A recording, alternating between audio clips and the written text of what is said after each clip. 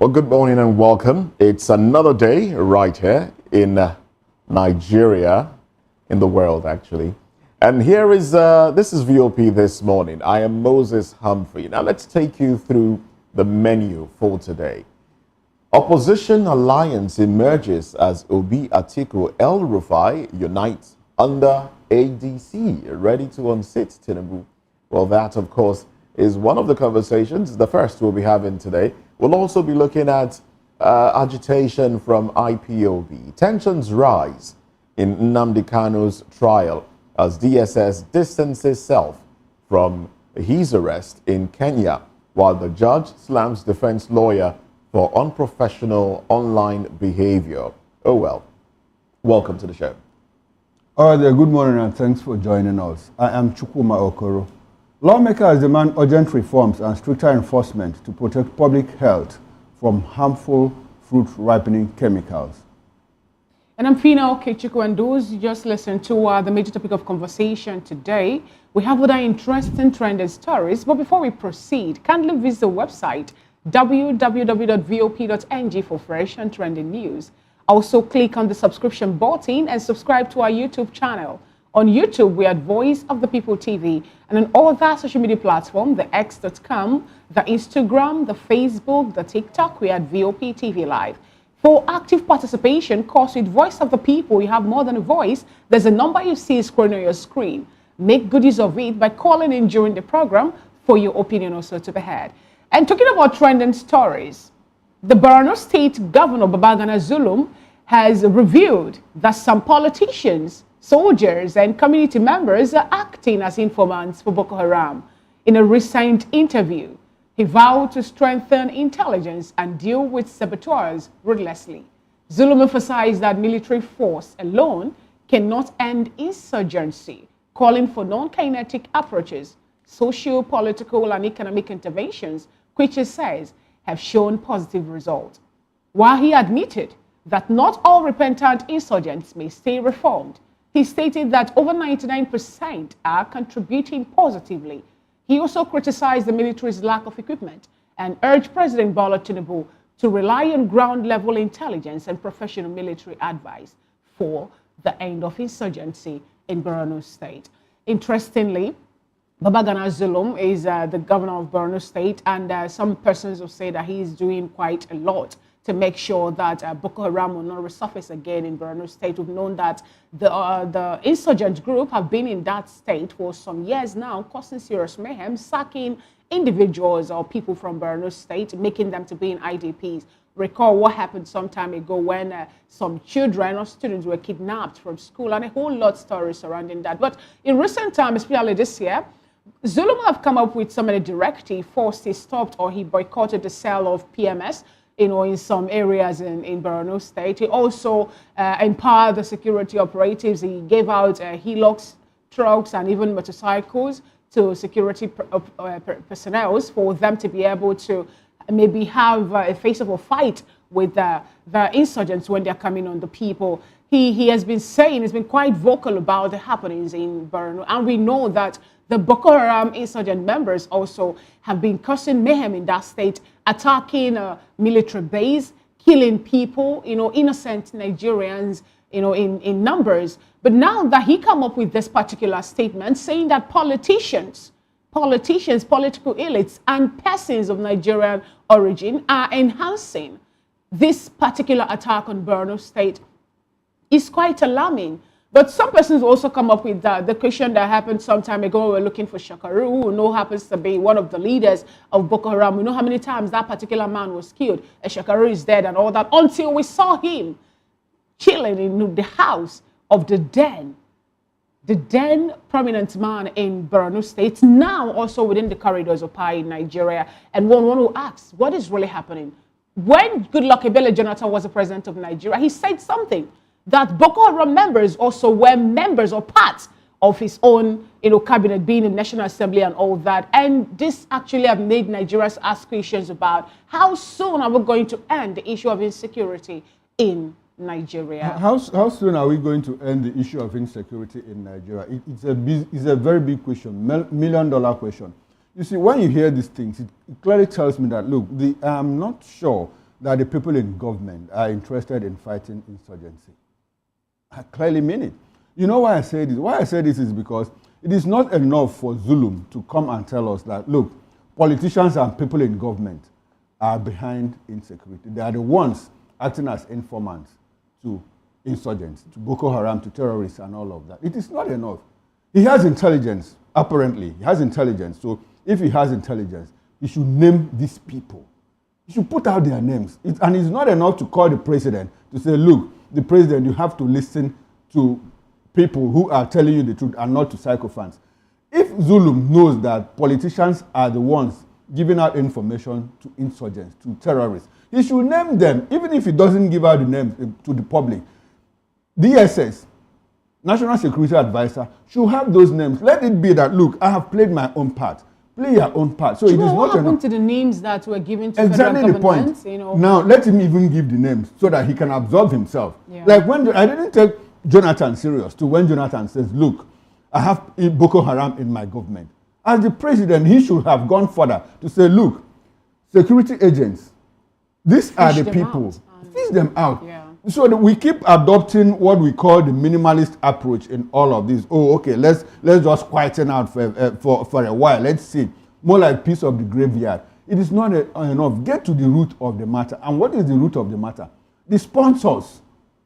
The sponsors, and you now know that people in government act as informants. Politicians act as informants. We have said several that, look, looks like a lot of people are profiteering, from this insurgency. And we have a governor, a subnation. We have a governor who says, look, politicians and people in government are acting as informants. He should name them. It is not enough to just say that and people clap hands for him. By the way, away from that, I'm not sure there's anything a subnational like Governor Zulum now can do effectively, to rout out insurgents, because it goes beyond, okay, what happens to his neighboring states? Bauchi, probably Gombe, Yobe, and all of that, and those states within that environment. It's supposed to be a holistic thing. So when they talk about kinetic and non-kinetic, I just sit back and laugh. Why? Because as a student of strategic studies, I understand some of these things. Until you get to the root of the matter, we'll just be peppering over it and running a circuit show. By this time next year, we'll still be talking about this, except to get to the root of the matter. Oh yes, well you've made quite some valid points. As a governor, there's little he can do. He can only try within his jurisdiction. But on the national level, the issue of insurgency is a national issue, and on the national level, he can't really do anything. So, he also made some points there, telling the president to listen to those telling him the right thing, telling him the truth. It goes to show that probably those around the president, a lot of them may not be telling him the truth. And the governor, who is really working, like Fina said, but unfortunately his work what he's doing is dwarfed by the level of insurgency we see take place in that state, And, he said a lot of things there, very, very significant statements. He said, Boko Haram insurgents are more equipped than Nigerian soldiers. And we know how much. In case you don't know, I'll take you through it very quickly too. How much has been budgeted for insecurity, to fight insurgency in Nigeria since 2011, and what we have acquired so far. And then you start to ask yourself, if Nigeria can have acquired these things, is it the usage that is the problem? Do we know how to use them? Or is somebody, trying to deceive us here? Okay, let's quickly run through a few of these things. Now, let's run through the budget first off. Nigeria's budget from 2011 allocated to fighting insecurity, giving to Nigerian army. We have, okay, that's from 2020, but let's take it from 2011. From 2011, we've had 111.52 billion naira allocated to the Nigerian army specifically. 2012, 123.93 billion naira. And then still to the Nigerian army, 2013, 128.12 billion naira allocated for insecurity to the Nigerian army. 2014, it was 136.08 billion naira. And then it went up a little bit. It came down in 2016 to 99.63 billion naira. And then when we approached 2020, you know, it was about 2021 actually, it was 840.56 billion naira defense budget. 2022, it shot up 2.41 trillion naira defense and security. 2023, 2.74 trillion naira. 2024, 3.25 trillion naira. And then the proposed 4.91 trillion naira for 2025. What is being done with this money, these monies? Now let's look at what we have acquired so far. Military equipment acquired by Nigeria from 2011 up until 2025. Nigeria has paid for and is waiting to receive M346 attack jets, 24 of them from Italy. Estimated amount paid is $618 million.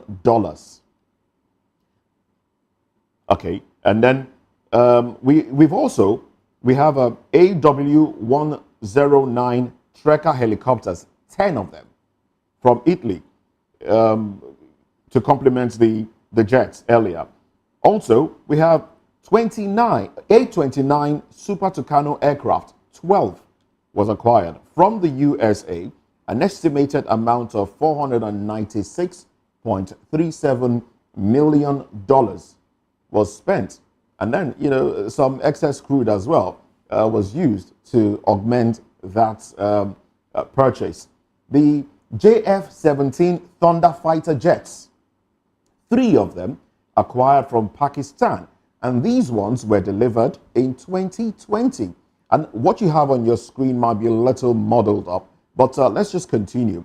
Mi-35M attack helicopters, 4 of those was purchased from Russia. We've also had VT-4 main battle tanks, 6 from China, delivered in 2020. That's VT-4 main battle tanks. ZTL-09 armored tanks, 6 was acquired from China, and those ones were delivered in 2020 as well. Maruda APCs, 3 of such from where? South Africa, delivered in 2019. KLT V-181 armored carriers, 5 from South Korea, delivered in 2020. Phantom 2 armored carriers, 8 of those from the UAE, delivered in 2020. So you get to understand why the money was in the trillions in 2020. And, you know, it goes on and on. We've also had a weaponized Toyota 4x4 Jeeps. Various of those purchased, no specific number as to, you know, those purchased for rapid response and patrols. Now, these are the things that Nigeria as a nation have acquired to fight insecurity.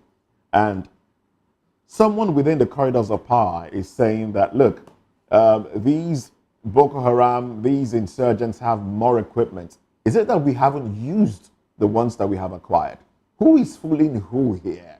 Are we deceiving ourselves? Well, like Chukuma rightly said, and like a lot of Nigerians have also postulated, that it doesn't seem like government is ready to fight to end insecurity. Names have been, you know, mentioned. What has been done to those names? Soldiers have, you know, ran away, and then you say you are de-radicalizing and reintegrating some of these people back into society. The governor also said that might be working, but some of them will go back, and that's the truth. When you taste that level of power, where you can displace people, come into a community, and people start to run, you know, for safety just at your presence, it's power that you want to hold on to. So a lot of them, some of them will go back, but what is the government doing really to end insecurity? We're not ready. We're not serious about it yet. When Nigeria becomes serious, then something will be done. All right, then. Let's move away from that because we have so many talking points. Now, the Youth Arise movement has urged the Nigerian government to allocate the 753 duplexes recovered from ex-CBN Governor Godwin Emefiele to military personnel instead of selling them. The group warned that selling properties could lead to corruption and argued that housing soldiers will boost their morale and show genuine support for their welfare. Well, that's coming from YAM, the Youth Arise movement. They're asking the government not to auction, the 753 duplexes, but more like turn into a barracks, because that is essentially what it means. Turn into a barrack, where soldiers who are taking the bullets, on our behalf in the war front and in battlefronts and all of that. Well, some people are in support of it, some are against it. Some people also said, okay, why don't you give it to teachers? Because teachers are poorly remunerated in this country. And others are saying, how about medical doctors? Why don't you give it to medical doctors? Some are even saying, give it out to civil servants. Because a lot of civil servants in Abuja live in the outskirts of the city and have to commute. Some of them from Nasarawa State, some from Kogi State on daily basis to go and work in the FCT. But in all of this, I think the message they are passing is that Nigerians are scared that these duplexes might end up going back to the original owners if care is not taken. I think that is their concern. And like I said yesterday, I asked a question. I said, they said the Ministry of Housing said they were going to, open the Hope Renewal, the Renewed Hope Portal, and the Renewed Hope Portal, is it a government agency, is it a government institution, and all of that. Questions asked, no answers received yet. In all of this, Nigerians want the allocation of those houses to be transparent. Whether it is you are giving it to doctors or teachers or soldiers or whoever, it should be auctioned in a very transparent manner so that Nigerians will understand that, look, something fair has been done. And not to ensure, they also ensure that these houses, they are not relooted by, it's been recovered, so it shouldn't be related. That's essentially what YAM is asking for. Fina, you wanted to say something? Yes, I wanted to say something, and what I wanted to say is, we noticed that particular money used in erecting the buildings that we saw in Lokogoma area in Abuja was stolen money, Nigerian money. The building shouldn't be allocated to any private individual. It should be kept as a state property. But now, the only problem I have with that is, check out all the buildings. For example, we have Festac. Festac was erected for Festac, is it 77 or thereabout. Now, it's been given to private individuals because the government could not maintain it. If you go to Abuja again, there's a place we call Games Village, close to the stadium. We have Games Village, we have buildings that were also erected also. Purpose of it was just for that particular, the games, hosting of events and all that in Nigeria. Guess what? They are in a very bad shape. Because the government will say, no, what I'm saying is in a sinner climb, in a place where things are... In a sinner climb, the building should have been within the corridors of Nigeria as a government, because we know that the money used in erecting it is a stolen money from Nigerians, the covers of Nigeria. But they are not being auctioned to foreigners. Should I tell you something? They are being auctioned to Nigeria. Let me tell you something now, Chikuma.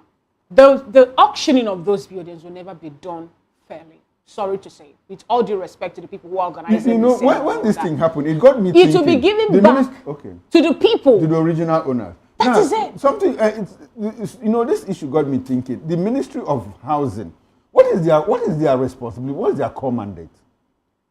For the past 10 or 20 years, how many housing estates have they built? Low cost, medium cost, high cost, given out to Nigerians. Moses, do you know?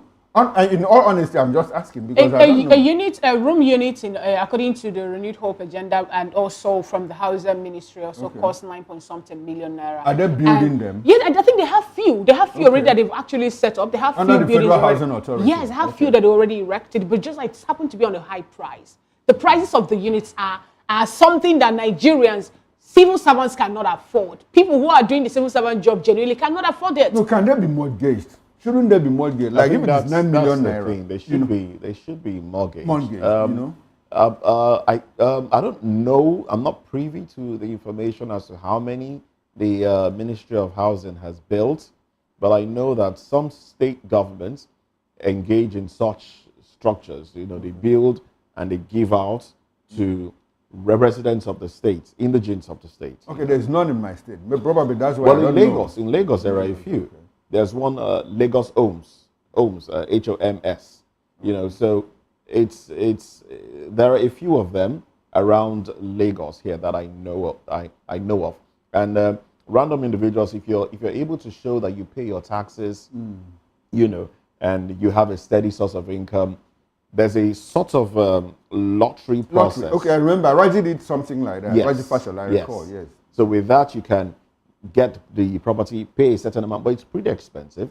Up until you pay off and get complete ownership of it, the payment is in the millions. I think, you know, like that. That's one. It's one way. But Batunde Raji Fashola at that time said, you know, I was in an event where he said, look, I cannot build low-cost housing because I don't have low-cost cement, I don't have low-cost sand, I don't have low-cost zinc, I don't have low-cost labor and all of that. Go ahead, sir. Oh, well, about this particular one, YAM, a very interesting acronym for that organization. Well, they've spoken what they feel should be done. A lot of other Nigerians would want it to go. I mean, I would like it to go to media and professionals because we are the fortieth state of the realm. How did I forget that? How did I forget that? I should have made that argument. You know, need safety give me as journalists, media practitioners, and all of that because we also take the bullets on behalf of Nigerian people. Exactly. So everybody wants it to come to them, but I would only ask that government be transparent in this. That's all that matters. If you're transparent in the distribution or the sale of this property and do it in such a way that people can pay. I mean, it won't be a burden to pay off. You know, that's where transparency and honesty in dealing with the housing deficits that we have will come into play. So people can pay off over a period of time. It may be a period of 10 years, 15 years, and then they will take full ownership of the property. Well, that's my take on that one. Now, let's go to another issue now. Fina? All right, the Young Professionals Forum, YPF, staged a protest at the UAE embassy in Abuja, demanding the deportation of former NNPC boss Mele Kyari. The group accused Kyari of corruption, undermining Nigeria's oil sector and damaging the economy during his time as the NNPCL Group GMD. They called on the UAE to deny him asylum or residency, stressing that granting refuge would undermine Nigeria's judicial process and send a message that elites can escape justice. Interestingly, I believe this group actually, they are up for this. They have been vocal about Mele Kyari and his activities while in office as the NNPCL boss. And this time around, recall that Nigerian government are asking questions about what really happened with the Warri Refinery and Kaduna Refinery, Port Harcourt Refinery, all the refineries that we have in Nigeria, even when we're paying huge amounts of money, you know, in the maintenance of those refineries also for them to come upstream. And we could recall that I think it was just barely 1 month after Warri Refinery we learned the Warri Refinery is now upstream. We learned again that it went back again to come out of stage. And these have made Nigerians not to be happy. We've channeling trillions of naira, billions of dollars into the refinery, and yet we're yet to get something out of it.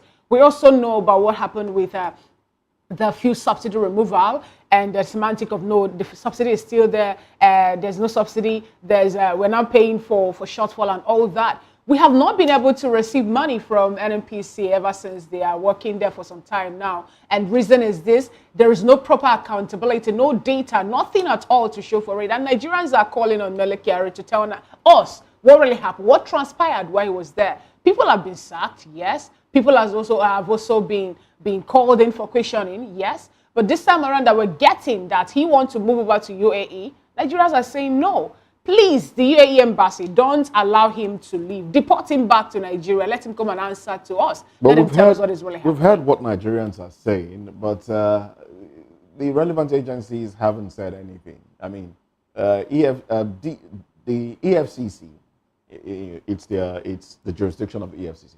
So the EFCC has not said, look, we are looking for Mele Kyari.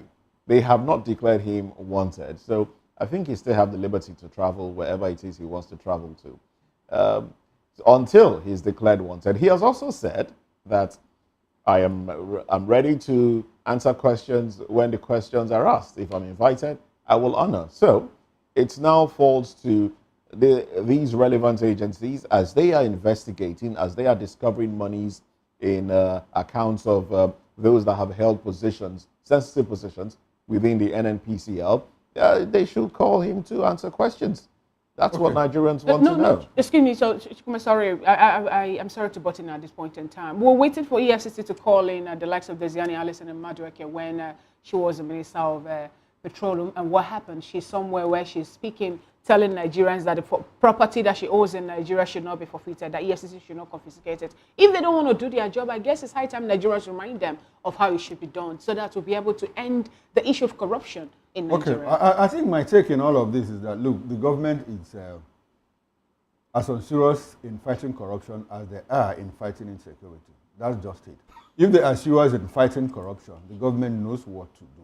You know, I'm of the opinion, something tells me that this Young Professionals Forum have an information that we don't have, that we probably don't have.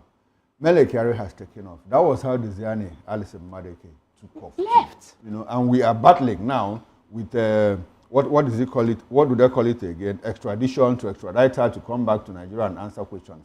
Now we have entered another case in the same oil industry. You let this man go. Even while he was in office, Serap had gone to court several times. Questions had been asked about the accounting, you know, within the NNPCL. The man was let go. Nothing happened. EFCC didn't investigate him. DSS didn't stop him. The police didn't stop him. And all of a sudden, he's away. He's out of here. So why did EFCC have to stop Willie Obiano when he wanted to go to the US after handing over and all of that? You know, so like I said, in summary, the government is not still very intentional in fighting corruption. All right, then. Well, let's quickly run to the papers now. Let's see what headlines the papers have for us this morning. I have the Vanguard newspaper. Of course, the banner headline speaks to insecurity. Boko Haram informants among politicians, soldiers, Zulum. Writers to that story says army lacks necessary equipment to battle tech-savvy terrorists. DHQ keeps mum. Our borders porous. Some insurgents, not Nigerians. Akpabio. Senate warns insurgency will spread further in north and beyond if unchecked. And then we also have Tinubu's meeting with Pope, insult to Christianity. Babachir Lawal says PDP has incurable virus. We are not considering it for coalition. We don't need your validation. PDP replies Babachir. Manufacturers, LCCI, disagree over CBN's 27.5% NPR. Compulsory voting. Bill won't save a broken democracy. Senior lawyers. Slain WAEC student. Why I flouted traffic laws. Bereaved father. LP crisis. NLC Abure trade blames over internal turmoil. Well, those are the headlines. On the cover page of the Guardian newspaper today, the banner headline reads, Zulum flags complicity in terrorism war amid push for new investment. And then below the masthead, 2027, forget defections. Hungry Nigerians hold ace, marking details PDP. Nigerians face heightened insecurity with over 2,000 prisoners at large. Why I didn't yield to calls for resignation by JAMB registrar. Then we have other headlines that made it to the cover page of The Guardian today to be Rebs rallies FG to rescue stranded Nigerians in Saudi Arabia. NMDPRA to cut petroleum truck loading capacity to 45,000 liters. Gladiators sheet sword restore calm to reverse polity. Manufacturers grown over 37% lending rate. Side threat to productivity. You are testament of our global impact. Tinubu hails British Nigerian mayors. Nigeria's GDP per capita too low, needs growth to boost income, meets aspiration. LASG says Ikeja Lagos Island Lekki tops state crime location. Those are the stories you'll find on the cover page of the Guardian newspaper. All right, that's how far we can go on newspaper headlines. But join us again at 10 o'clock when we'll go in depth into these headlines. Chukuma and I, of course. Now, let's dive into one of the conversations for this morning, Opposition Alliance. We had this conversation earlier in the week, and this is a development story. Opposition Alliance emerges as Obi, Atiku, El-Rufai unite under ADC, ready to unseat Tinubu. Well, let's see. Let's see. Let's have this conversation when we come back. Join us again.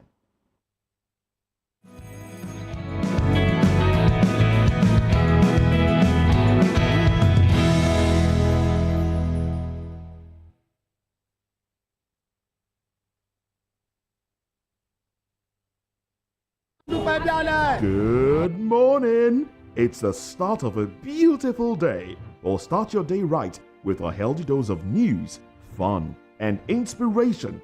Join us on VOP this morning for the latest news, trending topics, and uplifting stories to set your day on the right vibe. From news and current events to lifestyle and entertainment, you are covered. VOP this morning, 8 a.m., Monday through Friday.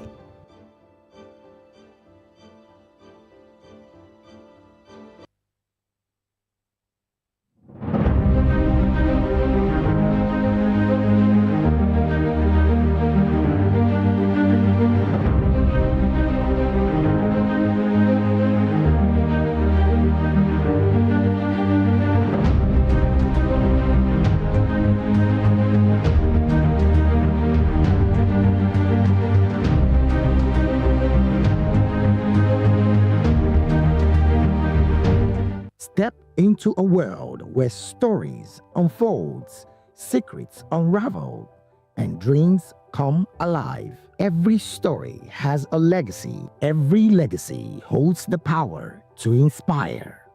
A unique interview series that celebrates the lives of Nigeria's elder statesmen and women through their remarkable journeys in the military, diplomacy, public service, academia, medicine, and beyond. Conversation that transcends generations, offering guidance to youth leaders, diplomats, technocrats, and future change makers. We unveil the wisdom, resilience, and achievements that shapes our nation and the world. Join us every Sunday on Voice of the People Television. Reminiscence, legacies that leads the way, stories that lives on.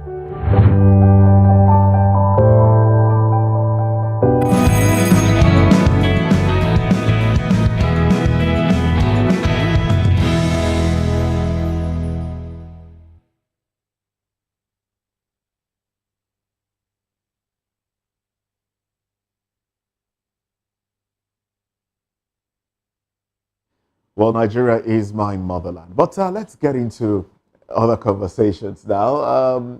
Former Vice President Atiku Abubakar, Labour Party's 2023 presidential candidate Peter Obi, and former Kaduna State Governor Nasir El-Rufai, according to a paper, Daily Post actually put this one out there, officially adopted the African Democratic Congress ADC as the platform for their new opposition coalition. Well, this is according to insider sources, as revealed to Daily Post newspaper. The decision was finalized during a late-night meeting in Abuja, marking the birth of a strategic political alliance ahead of the 2027 general elections. Committees have been set up to structure the coalition, with plans for a public unveiling expected soon. Now, confirming the development, El-Rufai addressed the gathering at the Arewa Tech Fest in Katsina, stating that the coalition's mission is to remove President Bola Tinubu from office and send him back to Lagos. He added that despite the planned overhaul, Bosun Tijani, the current Minister of Communications, would be retained for his commendable performance. The alliance signals a major shake-up in Nigeria's political landscape, bringing together former rivals in a united front against the ruling party. Although some Nigerians do not agree to this coalition, the question is, will this stand? Well, we'll wait to see in the coming days. But in the meantime, let's talk about this. We have with us in the studio Mr. Dele Fanimo, who is a seasoned reporter and, of course, a public affairs commentator. Well, good to have you join. Good morning. Well, we also will be speaking with Barrister Mani Ikpebe, and he joins us from Abuja. Well, Barrister Mani, I'm sure when he gets into the conversation, we will be made aware. From Port Harcourt, we have Mr. Andy Akpotive, who is also a public affairs commentator. And in the course of the program, we will also have Dr. Dayo Kayode, who is a socio-political technocrat. Now, here we are, again, talking about an alliance. Now, a lot of questions on my mind, really, but let me start off with you, Mr. Fanimo. First, we heard El-Rufai was going to SDP.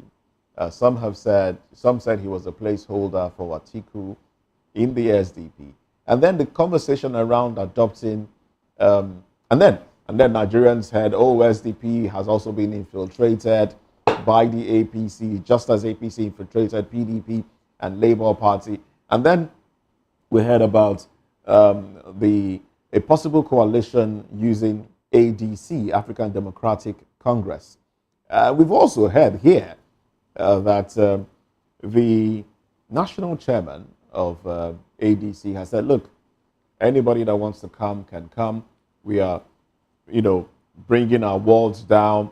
Before now, for you to participate in elections after joining the party, you have to be in the party for at least 2 years. But now it doesn't matter. You can come in and contest immediately. And, we've had this conversation before. Now, in all of this, the conversation around Peter Obi agreeing to a coalition. Some have said he will be a vice president to Atiku. Some have said Atiku might just, step aside for him and make him, or, what are your thoughts exactly before we get into the nitty-gritty of this conversation? You see, ADC is just one of these fringe parties that are just there for cherry picking. So I was wondering how somebody who doesn't have strength to pull weight will now be dictating what goes on in his house. ADC, it's just like what Labour Party used to be before Peter Obi came in. So how many people do they have in the National Assembly? Do they have a governor to their credit? ADC. So it's just, they could have as well picked any of these fringe parties that are just lying comatose there. So it is people that will make the party and not the party making the people.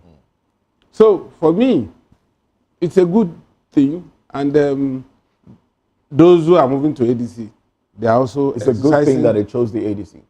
No, I said It's a good thing for the ADC. It's a good thing, of course. Okay. It's benefit to APC. Okay. Now about ADC. Okay. About Peter Obi now, the mention of Peter Obi, the possibility. Unfortunately, the camp of Peter Obi has not spoken on whether or not it's part of this coalition. But we know what the obedient movement have said, that look, anywhere our principal goes, we will go with him. In all of this, do you think the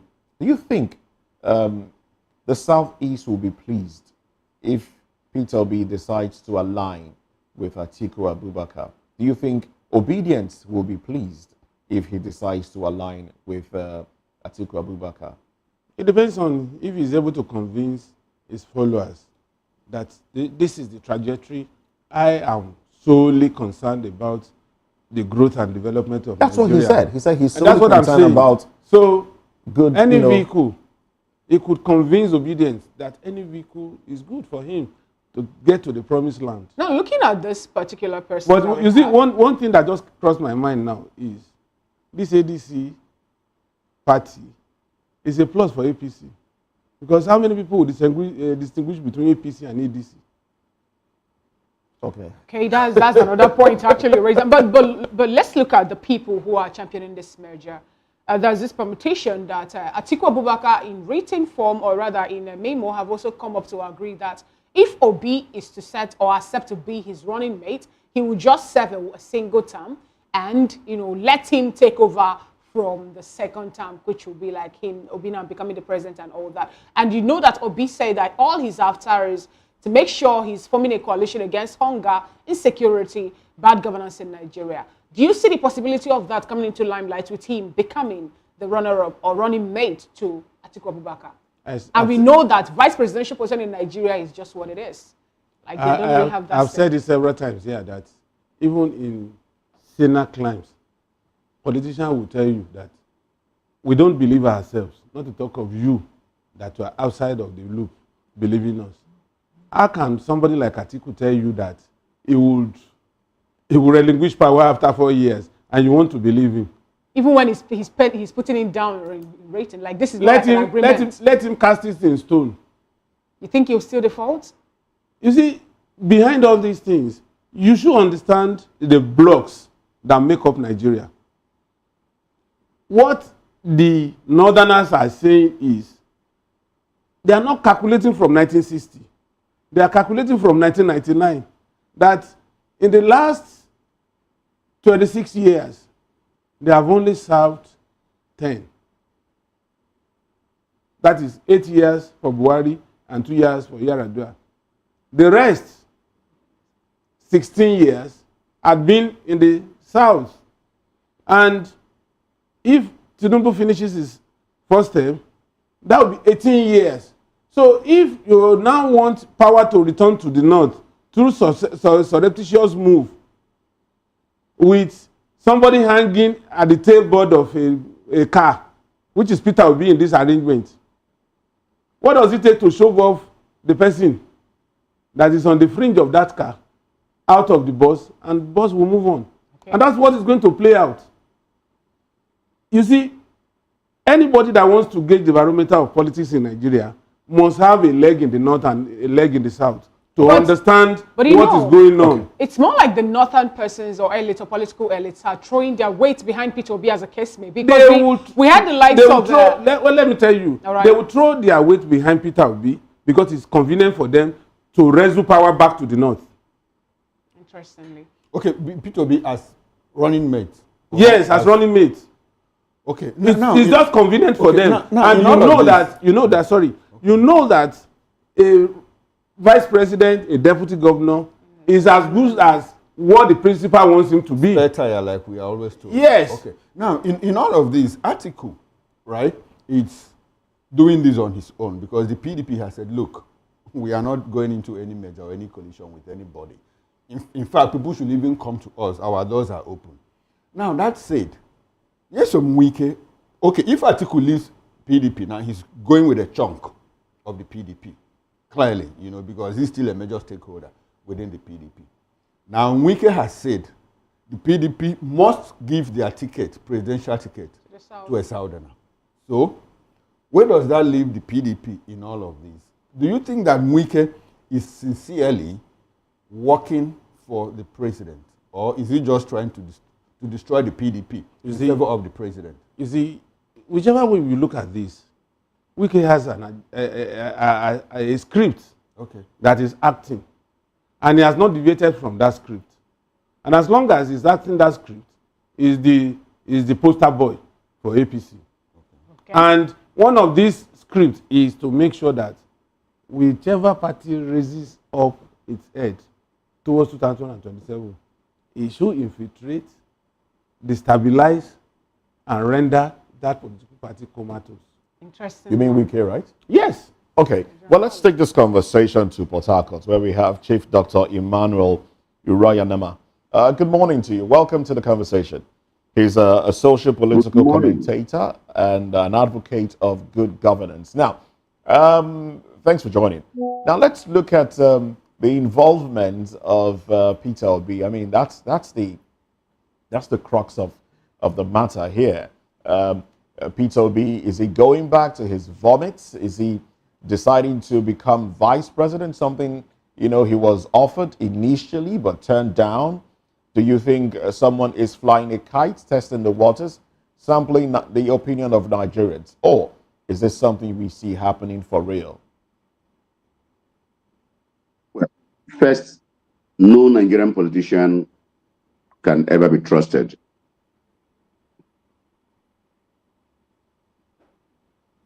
Their first ambition is for themselves, all of them. That's the first one. So I won't be surprised if anything is thrown up. But the viability and its possibility is, like the first speaker had said, my concern. if we take a look at what happened in 1998, 2014, 2015, when APC, the coalition of APC and the rest of them came together, certain things were able to be given away. As of today, the question is, will that be possible? APC and her candidate enjoyed some level at that time, some level of, some grounds for trust. The principal persons pushing for this already have things on their head, as far as I'm concerned. What do you mean by has moved?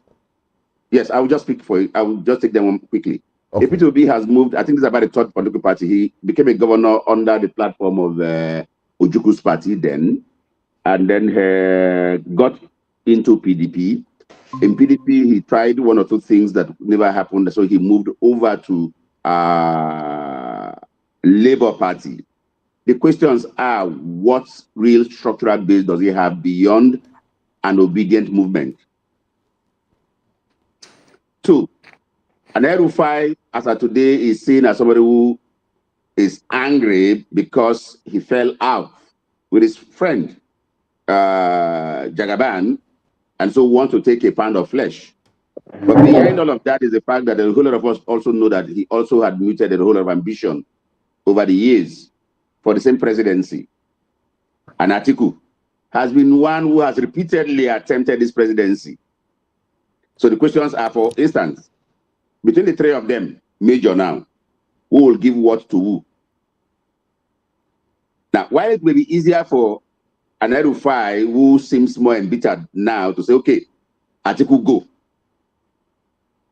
If it will just be a pawn, as it were, that they will use to see how much they can mop around the East, mainly.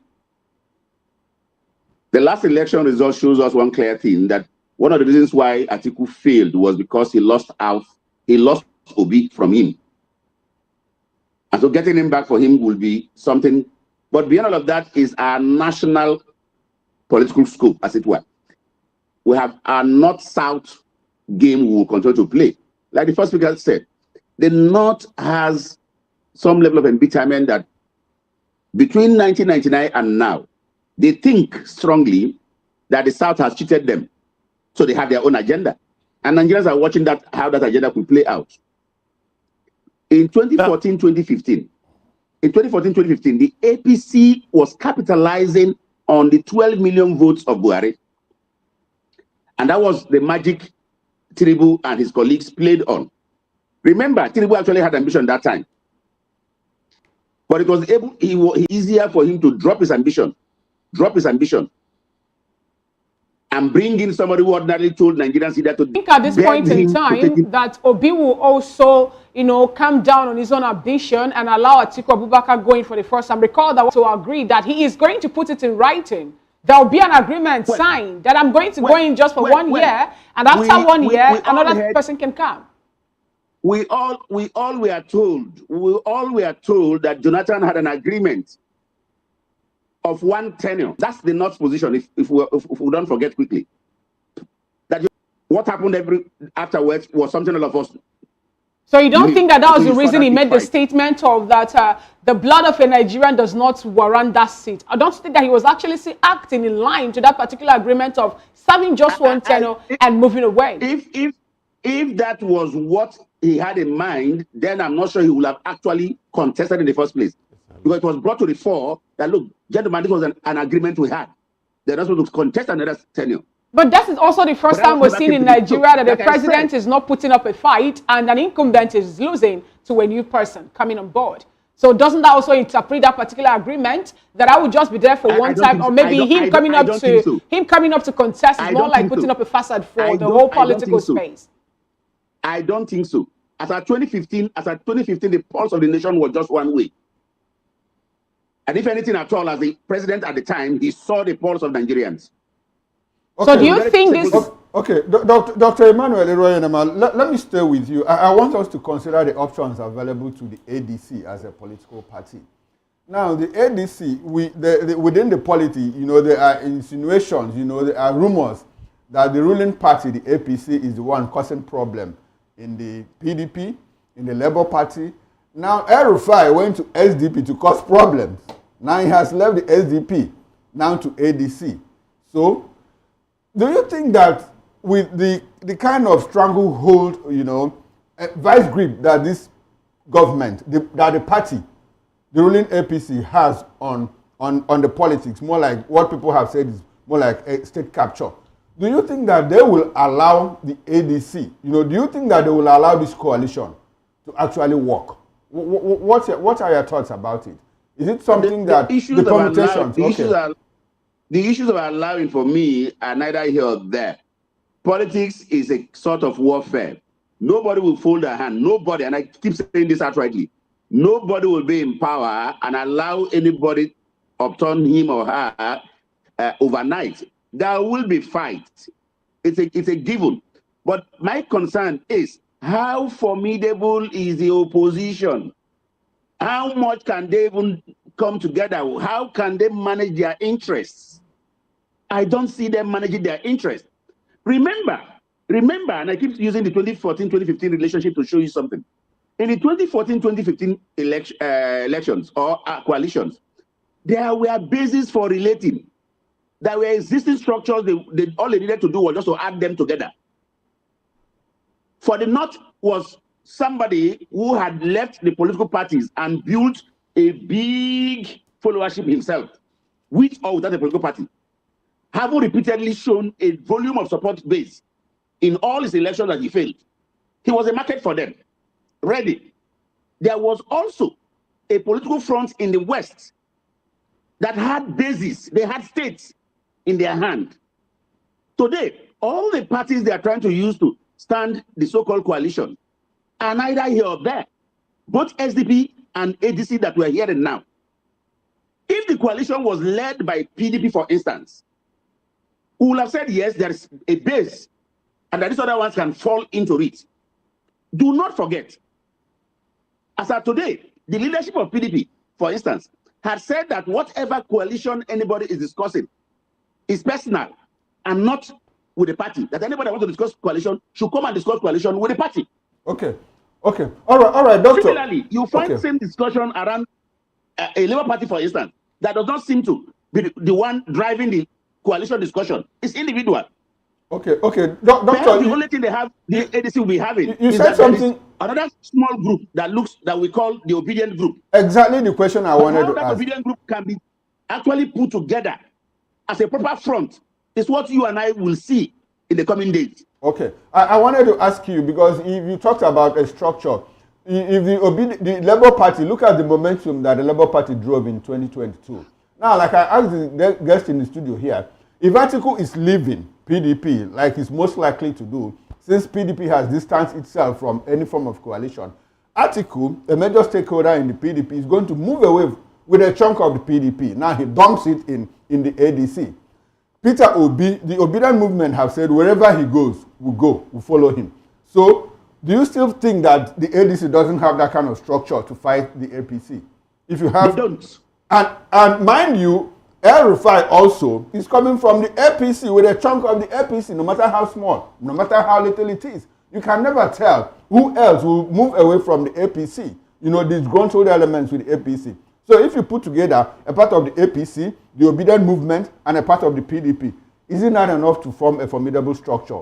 But again, another big mistake, like what Peter Obi did at the last election. When we talk about a political structure, it's not the noise on the air. I have been a field player over the years, and I can give it free of charge. Okay. When they say people rig, people only are able to rig elections in places they have human beings, actually.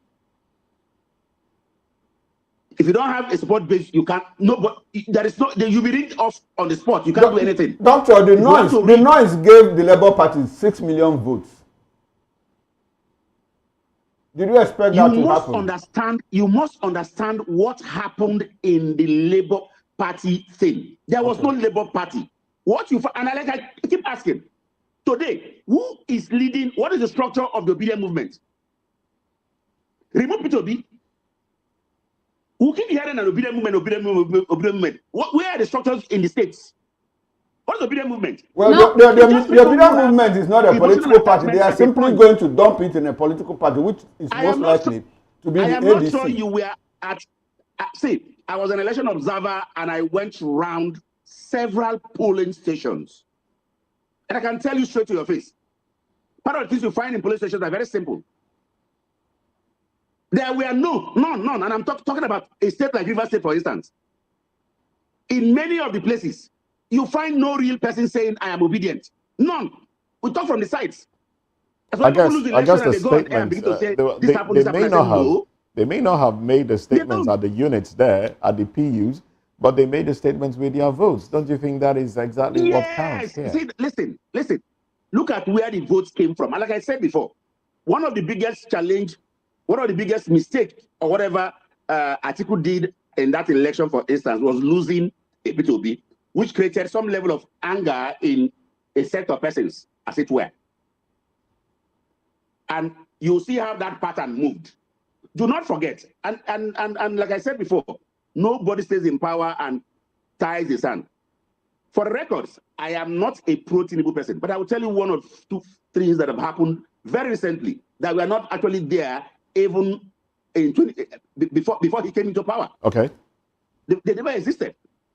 The East today is not as cohesive as it was at the last election. Again, and you'll find out the results if you're not careful by 2017. I am not seeing an opposition that is tactical, that is ready for a real fight as at now. I don't know what will happen tomorrow, but as at today, I can give it free of charge that I have not seen an opposition that is tactical and is ready for an election in 2017. Okay, let's get Barrister Mani Bebe join the conversation. Good morning, Barrister Mani Bebe. Good to have you join today's conversation. If you can hear me, I would like you to unmute your device for proper communication. Now, Barrister, we're talking about possible coalition or merger. We also heard that the likes of Atiku Abubakar, El-Rufai, and Peter Obi have accepted to use ADC as a party for this coalition or merger for them to be able to oust the present president from the position. Do you think that this particular measure or coalition is going to fall through, given the fact that some persons were of the opinion that Peter Obi was offered the position of a running mate by Atiku Abubakar? Do you think that he is going to accept that, given the fact that he rejected such in 2023 general election, as the case may be? Thank you very much for having me on your program. But all the political permutations that is going on right now, I don't think it's even healthy for Nigeria. And Atiku Abubakar must be the most selfish politician in Nigeria. For him to always think that it has to be him.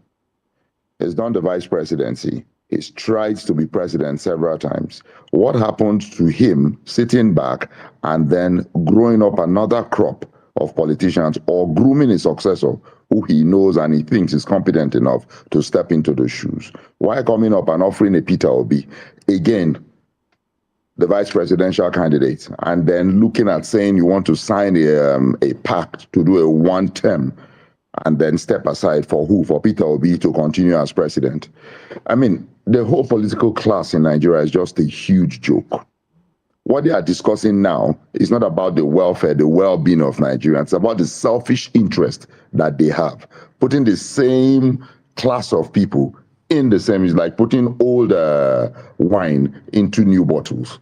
It's not going to augur well for Nigeria. I don't think that arrangement is anything Nigerians want at this point. Now, why fault the ways of Atiku Abubakar? What about the person who accepts to be a running mate? Are we looking away from that person, given the fact that this person said something last year that I'm not going to be a running mate to any person? I believe that it's time for the Southeast, which have been talking about marginalization in Nigerian political space, for them to have a representative there. Are we now looking at the person who accepted or who actually is willing to go on with the signed pact? Let me ask a question. I stand corrected. Has he accepted to be a running mate? I ask a question actually. Has he accepted to be a running mate? If he accepted to be a running mate, that he's not going to be there, as the case may be. Yes. if he has accepted to be a running mate, then he's also in the class of all politicians in Nigeria. Selfish interest is the first thing that happens to all of them. Because if you come up straight and say the first thing you want to do is to be president, to represent a certain region in Nigeria, and then you are coming back again to what's it called now, going back to your vomit, let me use the word for want of a better word. I don't think it tells well for him as a person and as a politician. So that is not what we should be discussing. Peter Obi had a movement go on, the obedient movement. Yeah, I heard your panelist, Chief Emmanuel, saying something about the structure of the Labour Party. The whole thing that the Labour Party did in 2023 was just pure rage and protest. Okay. I expected that Peter Obi was supposed to capitalize on that, put a structure of the Labour Party together, or build something around him. Even if it's whatever party it is, build something around. We see President Muhammadu Buhari do that with the Congress for Progressive Change in 2011. He left the, what's it called, ANPP, started a political party, and the political party gathered momentum that propelled him into the presidency in 2015. So I don't understand why Peter Obi is still junketing from PDP to Labour Party and the rest of it. He's like every other politician Nigeria has ever had. All right, Manny, let me stay with you. I like the fact that you brought us back to this point about 2023, the rage of 2023, the momentum that the obedient movement drove. Now, a lot of people have said, like Dr. Emmanuel Reyanema also said that, look, if Peter Obi had joined with Atiku in 2023, probably they would have won the elections. Recall that ahead of the 2023 PDP primaries, that was in 2022, youths were like, give us Obi, give us Obi. They were particular about Obi, not particular about PDP. Now, do you think that that momentum driven by the Labour Party in the obedient movement in the Labour Party, would it have been the same if Peter Obi had run as VP, as running mate to Atiku Abubakar? Do you think that they would have upset the APC in that election? That momentum will not be there. Don't forget that Peter Obi ran as vice president to Atiku Abubakar in 2015? Okay. Or 2019, yes. 2019. He was vice presidential candidate to Atiku Abubakar in 2019. Where was the momentum? But this time around, people are looking at the person who's going to be the arrowhead of the campaign, the man who's going to sit in the seat, who's going to occupy Aso Rock, who's going to bring policies that will alleviate the suffering of Nigerians, not somebody who's going to act as a sidekick. So a Peter Obi going to become vice presidential candidate, there's no amount of support he's going to galvanize that will make an Atiku Abubakar win. That's not going to be it. But if he's sitting at the helm, if he's the person that he's contesting as president under whatever party, as we saw in 2023 with the Labour Party, then we might say, okay, Nigerians will bring out protest votes as this did. But as vice presidential candidate, the momentum will be lost, and horribly lost, if I may say. Okay, let me stay with you. Just one question. I think you've alluded to it, but I want a clear response. Do you think, Barrister Mani, that Peter Obi will be able to garner the same momentum that clustered around him in 2023? Do you think he will be able to gather that same momentum in 2027? Do you think he still has that level of support? Or do you think the people have, gone to their tents like the Israelites may have? It's unfortunate. I'm very sorry to say that Peter Obi cannot gather that kind of momentum anymore. And the reason is very simple. He gathered that momentum first under the Labour Party. We're under whatever guys because Nigerians wanted change. Now, having the elections came on, after the elections, I expected the Peter Obi to be firmly rooted in whatever it is the Labour Party is. I expected Peter Obi to take charge of the Labour Party, control it, and then see it as his vehicle to be able to bring back all the change that people expected from him, and the fact that they looked at him as a capable leader. But not doing any of those and not speaking, not constituting himself to be and the Labour Party to be any credible opposition that Nigeria needs. He's not going to come out of the woods this time and Nigerians will jump out and support him as they did in 2023. No, he cannot galvanize that kind of support. I stand corrected though. All right, thank you very much, Barrister Mani. Now, let's bring it back Thank to the you. studio where we have Mr. Delefani, more seasoned reporter, still here with us. Now, some persons have said that Peter Obi will not be able to gather the momentum he had 2019 and 2023 general election. But we also know that it's more like Nigerians at this point in time are ready to vote an individual, not a party. It's more like the drove is still, like the movement is still there. He left the PDP and people were with him. And now in LP, people also were still with him. Now, do you think that, as the case may be, that if Peter Obi is to leave the Labour Party with all the shenanigans and internal party wrangling happening in it for another party, that he's going to make an impact, as an individual in Nigerian political space? Number one, it is not possible for Peter Obi to contest as independent candidate because the electoral law has not been amended. So he stands to go for any party of his choice to actualize his dream. But then, Peter Obi is always the talking point because of the obedient movement. And the obedient movement is still there. It's just activating it, as it were. But another thing again is most of these people in the movement, they are now wiser. If you talk to them on the street, they are now wiser. An obedient will not follow Peter Obi to go and contest with Atiku. An average obedient will not, because of his antecedents. And two, these Gen Zs that make about 60% of the movement, they are now more politically conscious to the extent that they know that any support they give to Peter Obi and Atiku emerges as president is taking the presidency back to the north, and which we consider as premature. The only way Peter Obi can really get the attention of the obedient movement en masse is either he goes to a new party, galvanize people. It's still about 2 years to go. So he has all the time to prepare, unlike the previous... Without the likes of Atiku Abubakar and El-Rufai, is that what they're trying to say? El-Rufai is not even a factor. But you know that is going to be also more like dividing the votes, like we saw played out in 2023. It's always the case. Let me tell you one thing. PDP will still come strong. And I can tell you that I've seen it happen. I can tell you that PDP will be made stronger once ADC comes up. All right. So that you can divide those votes. All right then. Well, gentlemen, we'd like you to stay with us as we get into another conversation. Tensions rise in Nnamdi Kanu's trial as DSS distances itself from his arrest in Kenya, while the judge has slammed the defense lawyer, for what has been termed unprofessional online behavior. Well, let's talk about this and the refusal to have the trial aired live on television. Let's talk about this when we come back. Join us again.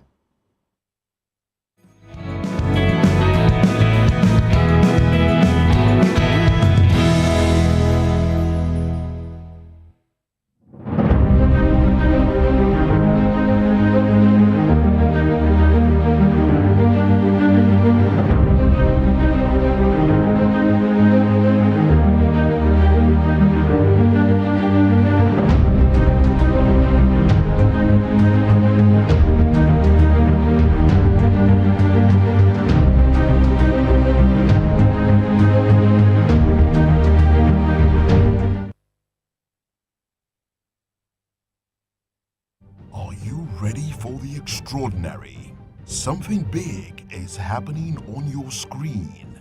Introducing VOP TV. Now streaming on SLTV channel 264. From breaking news to captivating conversations, news analysis, giving you all sides to the story. We break in-depth discussions on the issues that matter, from politics to sports, entertainment, and lifestyle. VOP TV on SLTV channel 264. Join us as we redefine what television means to you. Voice of the People Television, VOP TV. Now you have more than a voice.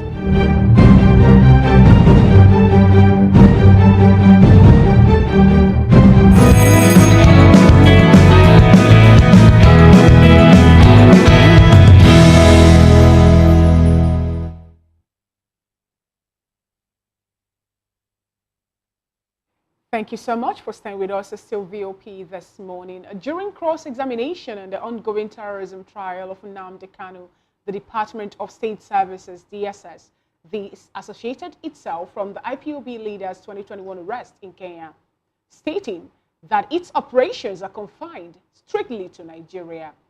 A DSS officer identified only as BBB also told the court that although he did not listen directly to Radio Biafra, the agency gathered credible intelligence on Kanu's activities, including inciting attacks on police officers and operating an unlicensed radio station. The witness confirmed that Kanu's voluntarily made a statement in the presence of its lawyer, admitting to making inflammatory broadcasts on Radio Biafra.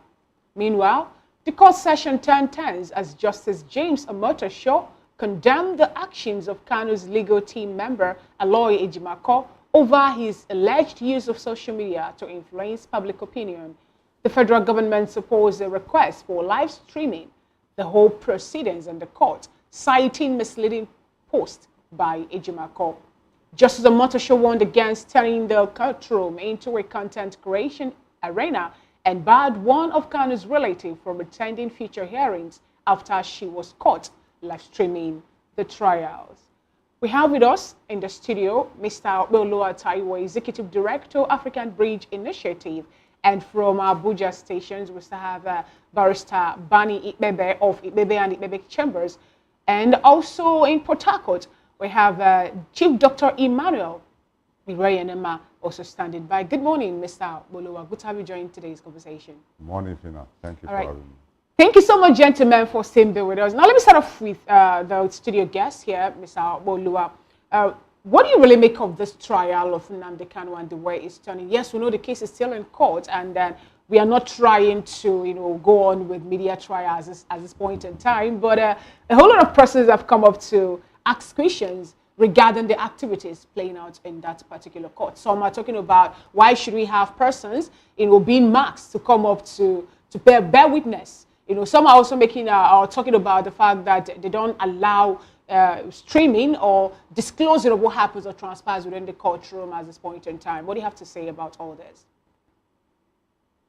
All right, Fina, thank you. Thank you for the background on what transpired concerning the Nnamdi Kanu's trial all this while, for years.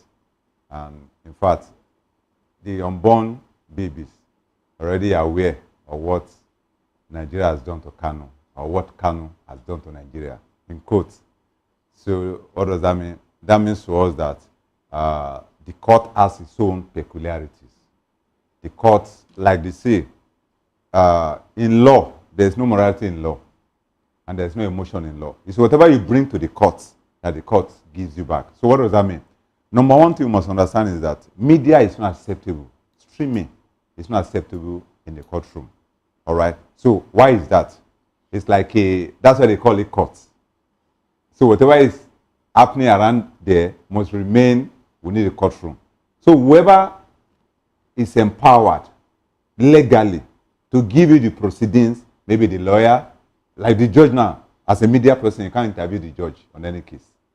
So what does that mean? Whatever the judge says in a particular case is final. Okay. But now, beyond that, one thing you must also understand is that whenever you're having third party in any case, there's always a plus or a minus. And I'm sure that's why the judge asked maybe the family that is about to stream to stop the activity, because they understand that whoever is watching at that level is a third party already. And in any case, a third party information can never be accurate, has never been accurate. It's either there is a minus or there is a what? An addition to that particular case. I think if people get to watch, then they will have first-hand information as against reported information. But let's take this one to, I'm being informed that we still have Barrister Mani Ikbebe with us from Abuja. Barrister Mani, good morning once again. I hope you're still with us.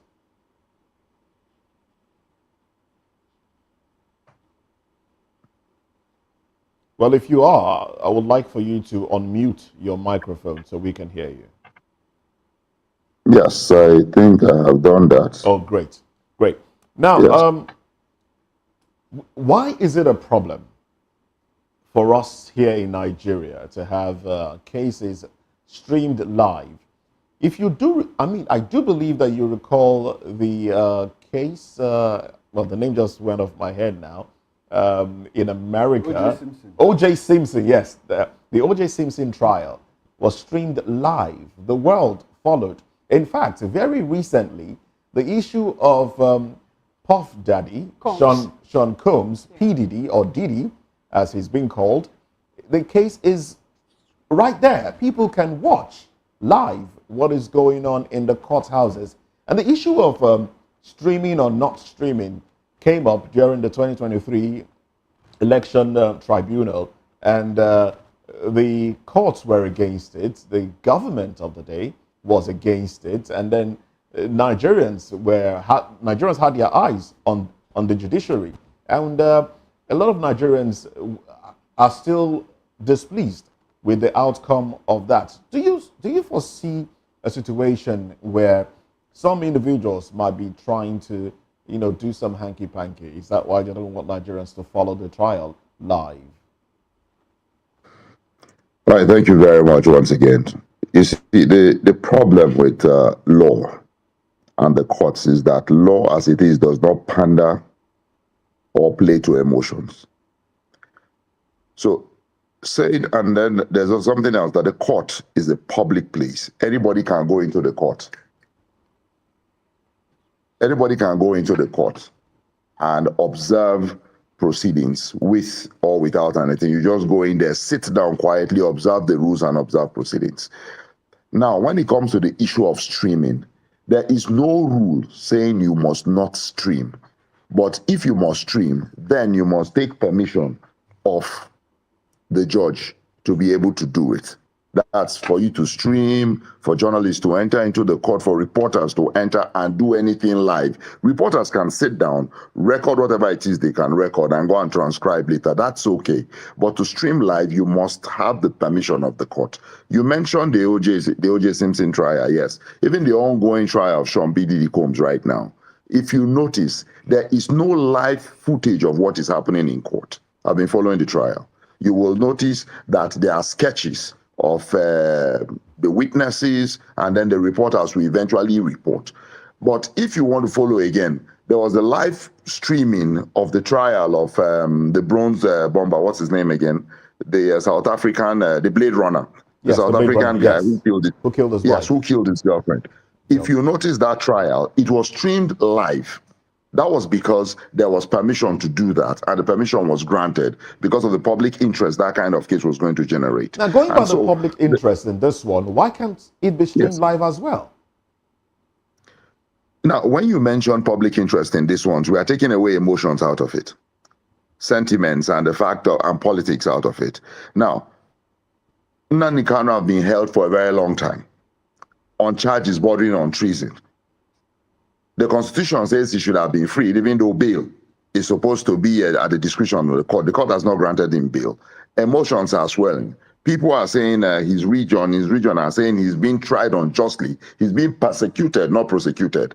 The government is saying, no, we're doing what we need to do to be just. So to sway, not to sway emotions and not to let it boil over, I think the judge in his own discretion, his infinite wisdom, has decided that whatever happens in the court stays in the court, and reporters can go ahead and report eventually, but not to stream it live as it is going. And then secondly, because of the highly sensitive nature of this trial, you notice the witnesses are being covered, they are being masked. No witness, none of the witnesses in this trial have you seen, and none of them have used their names. So it is a very, very sensitive trial, and that is the reason why streaming is not allowed at all. Okay, all right, and thank you very much, Barrister Mani. Now let's go to Port Harcourt, where we still have Dr. Emmanuel Iruayenema. Dr. Emmanuel, you are following the conversation with us, right?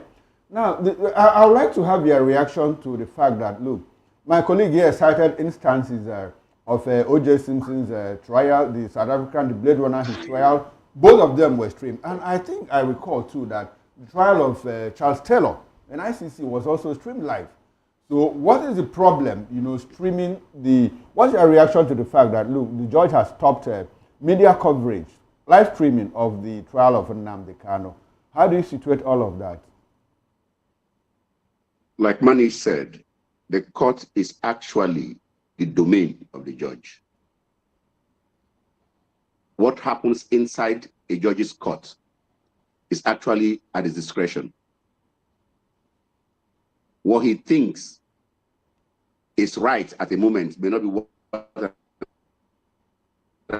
that judge would consider as right, particularly when it comes to whether he wants to let discussions in his court to also be discussed outside at the same time.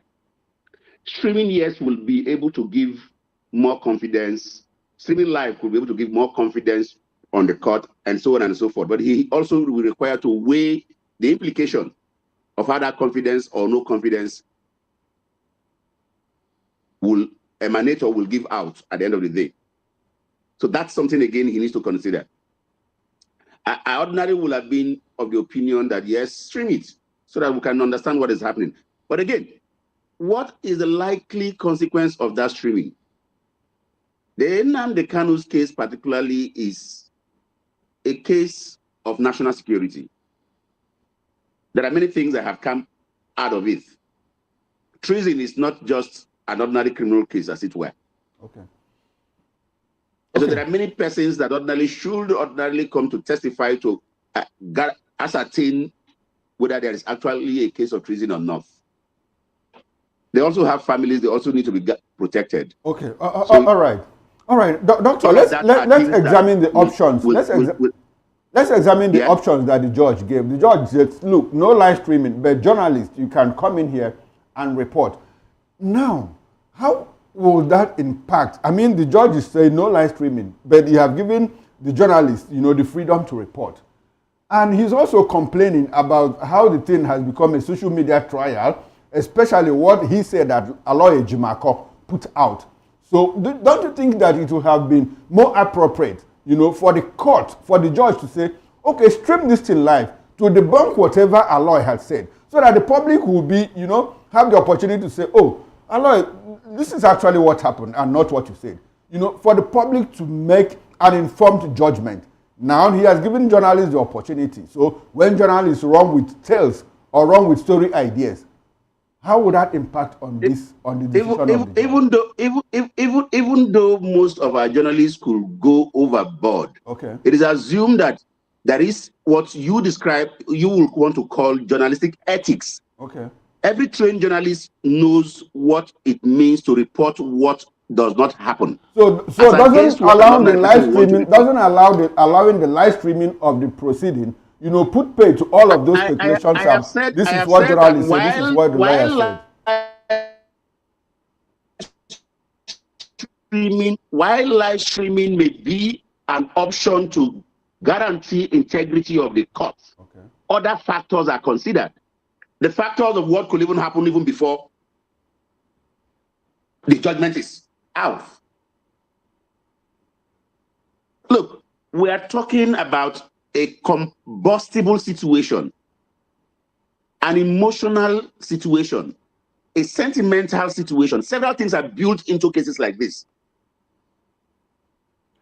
This is a case where a whole ethnic group thinks that the trial itself is a trial against that ethnic group, not even Nnamdi Kanu in the first instance. So you can imagine the kind of things that could brew. A mere misunderstanding on one line of story could, even before the real judgment comes, could bust the entire nation. So the judge in his own wisdom may refuse it, and that's what is happening right now. All right, talking about information at this point in time, Chief Dr. Emmanuel, we learned that the DSS have distanced itself from the extraordinary rendition of Nnamdi Kanu from Kenya, saying that they were not the ones, who pulled him back into Nigeria, that their own jurisdiction also happens to be within the confines of Nigeria as a nation. What do you have to say about this, given the fact that people have been talking about how the young man was being forced or kidnapped from Kenya back to Nigeria, and Nigerian government, as a point in time, as the case may be, is not really saying anything about how he was extradited or rendited back to Nigeria? The DSS is only but one security organization we have in Nigeria. And she just told you that her own jurisdiction is when the person is brought into the country, they could do receiving. So there are several other agencies, the police is there, several other agencies that actually work around all of that. Assuming, of course, we don't have that fact, that Kenya itself did the arrest and only sent to Nigeria. And as he came to Nigeria, somebody will receive him and DSS received him. That's a possibility. Kenyan government have also distanced themselves from the arrest and rendition of Nnamdi Kanu.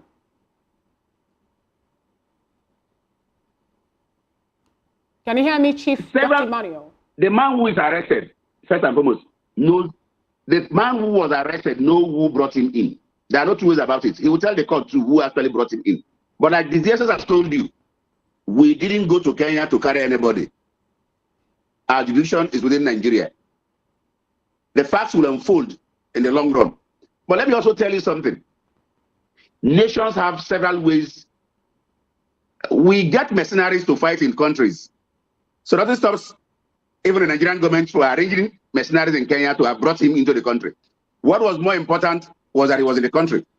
Isn't that more like going against what the treaties or peace treaties that countries and nations signed as a point in time, as a case may be? We've seen the federal government writing to states or nations for someone of Nigerian origin to be extradited back to the nation. Then why go behind the treaties and every other thing in it to find a man back to Nigeria? All treaties signed by nations are subject to national sovereignty.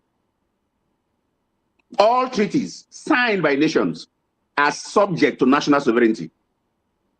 So if national sovereignty have any reason to cross paths with treaties, I'm sure sovereignty will take the lead. You just said it yourself now that all treaties are subjected to sovereignty, as the case may be.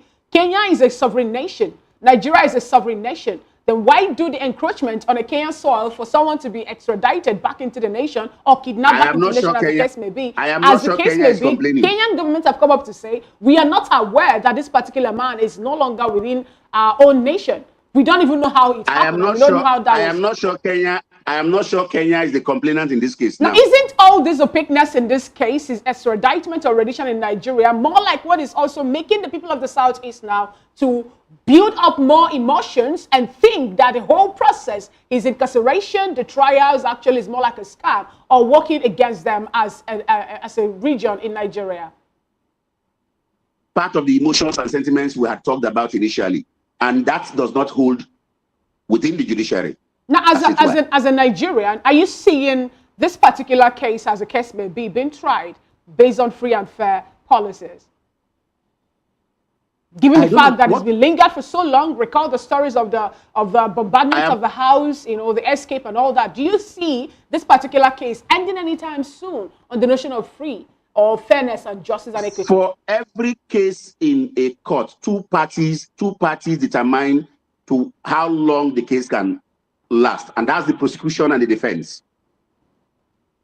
Two parties will always determine how long or short the case could last. All right, Dr. The prosecution and the defense. So both parties are involved in this delay. All right, Dr. Emmanuel, let's bring it back to the studio. Now, Mr. Oluwa, just in less than, let's say, 1 minute or thereabouts, when the doctor was talking about emotions and building up and welling up in the Southeast and the region, thinking that the whole trial is against them, you recall that some persons also in Nigeria have talked about how they're being marginalized. We have the recent one that happened in Oyo State, where there was even a hoist of flag and all that, and people who have been arrested. But yes, to let them go, as the case may be, the government also still let them go. What then do you think is keeping Nnamdi Kanu still up until this particular time? God willing, as some persons have said, finally we've seen the trial of the case since after 2021, you know, arrest and rendition back to Nigeria. Now, do you think that the people who think that this case is more like a way of getting to them are wrong in thinking in that direction? I'm talking about the people of the Southeast, building up emotions, and talking against this particular trial. All right. So one thing we must always realize in every case is that whenever there is a case, whether it's a national case, state case, or local government case, or an individual case, there will always be an emotion. There will always be a sentiment. And like the chief said, that for every case, there are always what? Two parties. So what does that mean? Each of the parties has its own sentiment towards that case. Now, when we talk about marginalization, we're talking about what has happened to the East, what has happened to the South, what has happened to the West. Have we also forgotten that if we are talking about marginalization, we should also look at what has transpired in 1966, 1960, 1970. We should also look at what has transpired towards the Civil War. We should also look at what has transpired towards various issues and as various things that led to what? To the real democracy of Nigeria. So all of those things has some emotions and sentiment. But beyond that, we must realize that truly, if nothing is achieved, truly this case has been overburdened. It's already prolonged beyond the limit. But we can also not conclude on behalf of the court also, because we are not in the court. And the judge, like you can see the bias from the Justice Bintan, Yanko and the rest, a lot of sentiment around the arena. But yet, it's still the judge. I'm not the judge. So whatever happened in the court, it still lies with the judge. The judge. All right, most definitely. That is quite understood. Well, well, thank you very much, gentlemen, for your contribution in this conversation. Let's go into another conversation now. Now we're looking at health. Lawmakers demand urgent reforms and stricter enforcement to protect public health from harmful fruit ripening chemicals. Let's talk about this when we come back. Join us again.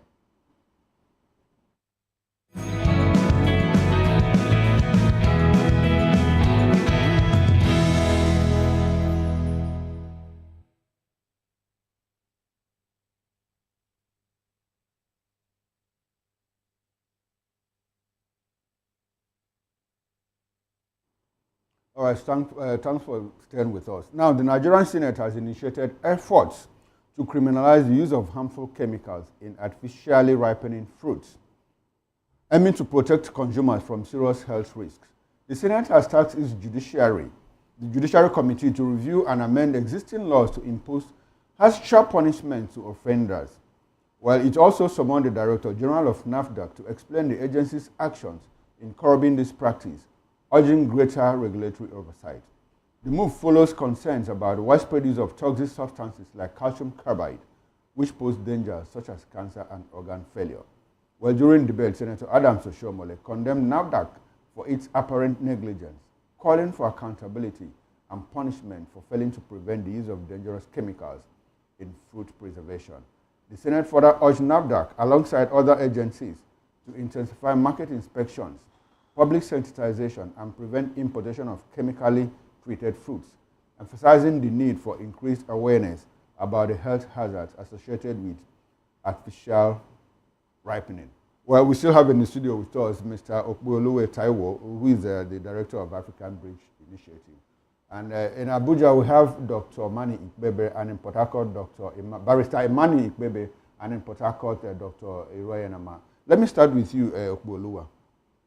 Isn't this right? Do you think that this is a right step in the right direction?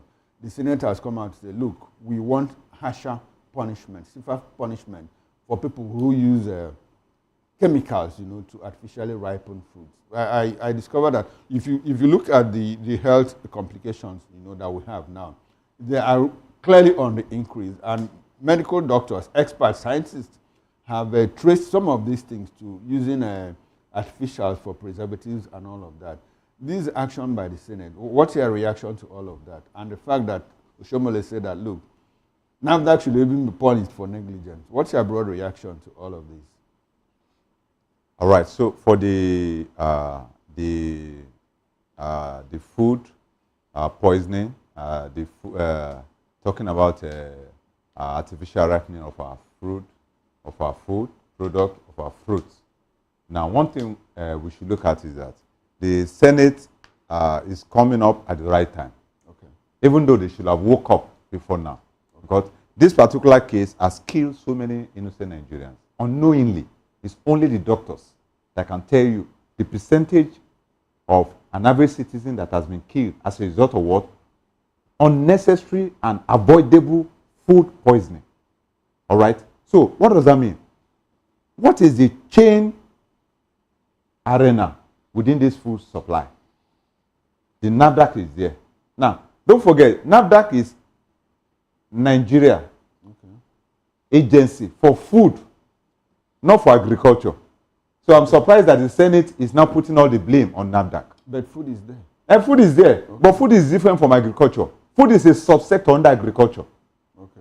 All right? So the agricultural so who should chain, have taken responsibility? That's where I'm going. The agricultural chain, we're talking about the farmers. All right? The farmers are there. The suppliers are there. The transporters are there. All of these, they are part of the what? The chain. So it's beyond NAFDAC. Now, what does that mean? For instance, when you wake up in the morning and you have to buy a fruit from an average fruit seller, except those in the eyebrow supermarket. If you wake up in the morning and you're going towards down the street, you want to purchase some fruits. Now, who takes care or who monitor that young man that's in charge of the fruit that you consume every day? That's not the job of NAFDAC. How did that fruit get to that man? What is the transportation process? Some of these foods are also imported, and before you import them, don't you have to get NAFDAC? Don't let us go to the importation yet. Okay. Even the one that are produced locally. What are the standard procedural patterns? So are you saying that the government should create a separate agency, to monitor all of this within the agri sector, or do we have one? Now, I'm not sure we have one. Okay, how about the FCPCC? That's the consumer. That's the consumer protection. Now, shouldn't they have a role in all of this? Is FCPC going to protect me from buying fruit from the malam selling by the roadside? No, to ensure that the farmer doesn't use additives, to preserve his. Well, you might be right, I might be wrong. Okay. It depends on how far the government can bring all the stakeholders together to be able to understand the direction of the government. So it looks like more like there's a vacuum. So there's a vacuum already. That's what I'm trying to say. There's a vacuum. Because FCCP is not involved in the agricultural chain of supply, of production, and distribution circle. Because what happened at the farm? Do you know that the food poisoning is not only at the market? What happened at the farm? Are you aware that some of the fertilizer are harmful? Some of them are chemically modified, not natural fertilizer. So what does that mean? The food poisoning is already starting from the farmland, not even at the market. But if the care is not taken, NAFDAC or FCPC might end up blaming that man at the market. Whereas the food poisoning, the chemically modified of the food is coming from who do you say at this point in time should take the fall? Who are we supposed to blame for this anomalous happening, especially when it gets to our consumables in Nigeria? Now, I believe, like I've said earlier on, the circle needs to come together.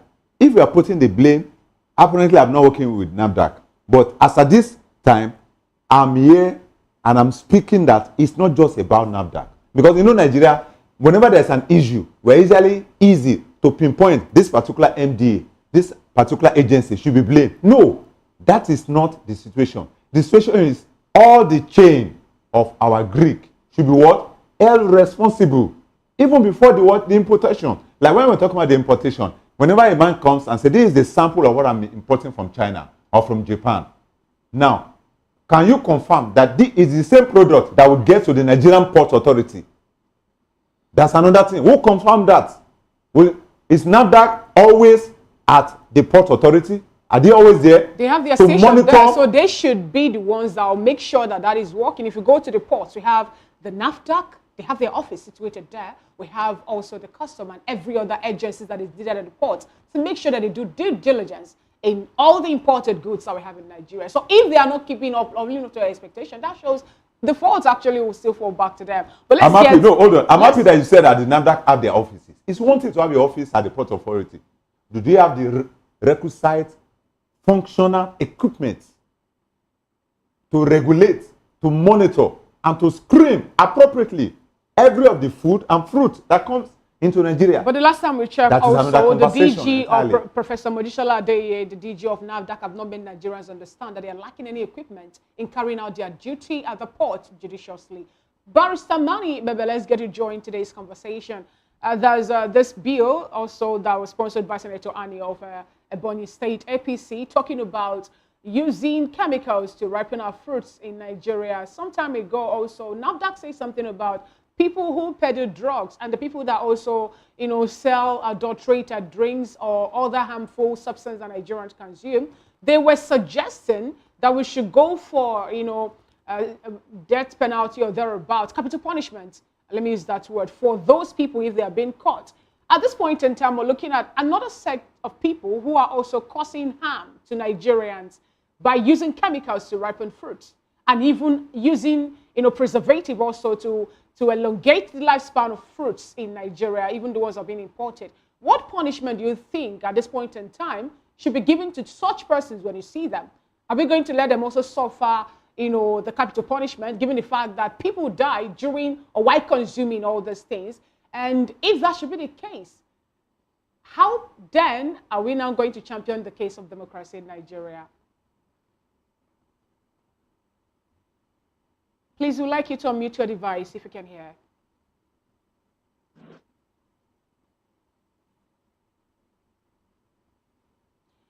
All right, one wait for Barrister Mani Bebe to, can you hear me? Okay, Chief Dr. Emmanuel, I believe you listened to the question asked already, so let's get your opinion on that, please. First, let's understand that we are not just talking about imported fruits. The areas I think NAFDAC will be culpable is in finding out the particular drugs and chemicals that are used and being able to know where they are coming from and begin to create situations of how to stop them. But beyond that is a complete chain, like the first speaker, your studio guest said, is to understand the complete chain. Hitherto now, we had, what do we call them, agri centers that educate local farmers on how to do proper planting, harvesting, and distribution. What has happened over the years? Interestingly, the 3 tiers of government year in, year out have budgets for agriculture. I have always asked, what do they do with the local government budgets on agriculture? What do they do with the state budgets on agriculture? Before we even talk about what does the federal government actually do with her budgets for agriculture. The typical farmer who does that ripening, does he know the implication? What education does he have? So it's a whole chain of persons that are culpable. Just a bill to say ripening. Ripening, poisoning are just but one poisoning in the entire food chain. There are planting poisoning. There are harvesting poisonings. There are storage poisoning, which are perhaps the ripening poisoning.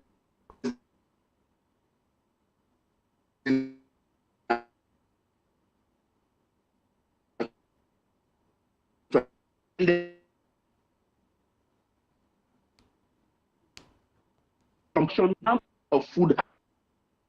And so we must understand all of this to be able to do a proper bill that will serve the real purpose. NAFDAC and the entire chain should be involved in this bill. And so each should understand her role properly. Nigerians are dying every day. All right, then.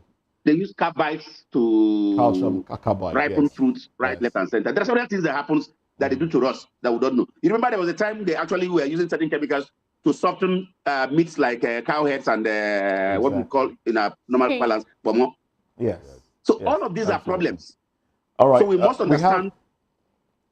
Doctor, we have a big problem on our hands, really, because these things have continued to affect the health of Nigerians. Like you mentioned, the softening of cowhide and also the softening of meat. You know, those that sell retail food use chemicals, use things like analgesic and the rest to soften meat. And this is, now, should the National Assembly also find a way to monitor and regulate that or prevent that? Is that something that it can do? But anyway, as you respond to that, I'd like you to give us your concluding thoughts on the conversations had today as we start to coast home now. First, let me start with the last one. The last one, which is actually food. Nothing is as dangerous to any human being than what goes into his mouth. And as people, we must understand that all of us are involved. That needs a high education for all the parties to understand that, look, this thing you do for money is actually going to take life, including your own life. On the polity, the opposition must be serious with what she wants. Nigerians shout change every day, but do not understand what change is. The only change that politicians bring to our table is changing government, changing people that rule, not the real change that Nigerians want. Nigerians must not fall that trap to merely supporting change in government, but change in the real things that we think are bad. Nigeria.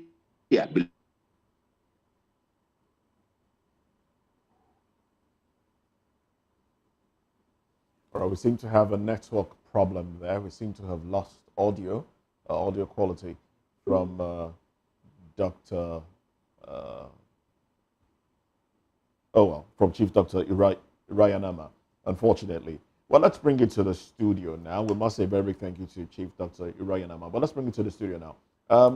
Let's have your concluding thoughts, really. Well, the food chain, supply, production, manufacturing, and the rest, and distribution, the Senate has not started yet. To be frank, they've not started yet. There's a lot of public hearing. There's a lot of visitations. There's a lot of work they have to do. There's a lot of oversighting that they have to do for them to understand who are the people in this circle to be held accountable and what is expected of them going forward. Because it's one thing to tell A to do this. It's another thing for the A to understand, is it part of my constitutional empower right to do so or not? So there's a lot. It's not just waking up and say, okay, let's bring a bill that whoever is putting chemical on the food should be punished. It's beyond that. What about if the chemical is coming from the farm? How would I know? I'm just a distributor. Will you punish me for what I did not know? That is the bigger conversation going forward. All right, and unfortunately, Nigerians are at the receiving end of some of these things. And if you check out how much we import, apples now, 49.9 million kilograms, worth about $40.4 million was imported in 2023. Apples alone. And some of them ripened, falsely ripened. And these things can cause cancer. But anyway, thank you very much. We've been speaking with Okpebuluwa Taiwo, who is Executive Director, Africa Bridge Initiative. Thank you very much for your time and your contribution on the program. Also from Abuja, we've had Barrister Mani Ikbebe. Thank you very much, Barrister Mani, for your time as well. I thought we lost connection to Barrister Mani. Thank you very much. Okay. All right, then. Unfortunately, we lost the connection to you. We would have taken your concluding thoughts, but we are absolutely out of time. Thank you very much for your contribution. Mm-hmm. We've also been speaking with Chief Dr. Emmanuel Irayanama. I must say a very big thank you to you as well. Well, that's it on the program today. Join us again at 10 as we go into newspaper review.